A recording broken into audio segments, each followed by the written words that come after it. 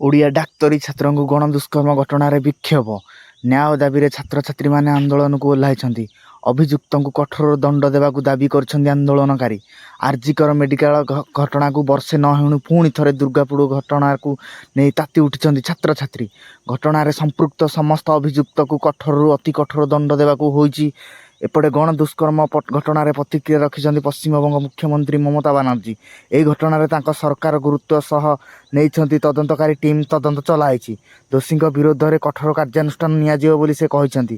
ଏହାସହ ତାଙ୍କ ସରକାର କୌଣସି ଢିଲାପଣ ରଖିବେନି ବୋଲି ସେ କହିଛନ୍ତି।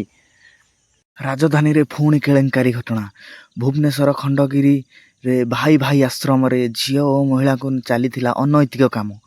ପ୍ରତିଶୋଧ ପାଇଁ ହେଲା ଗୁଳିକାଣ୍ଡ। ସେଥିରେ 4 ଜଣ ଗିରଫ ହୋଇଛନ୍ତି। ମହିଳାଙ୍କ ପାଇଁ ଏବେ ବହୁତ ବଡ଼ ଖୁସି ଖବର, କାରଣ ପ୍ରଭାତୀ ପରିଡ଼ା ଆମ ଉପମୁଖ୍ୟମନ୍ତ୍ରୀ ପୁଣି ଭେଟିଦେବେ ଦୀପାବଳିରେ ଚତୁର୍ଥ କିସ୍ତି।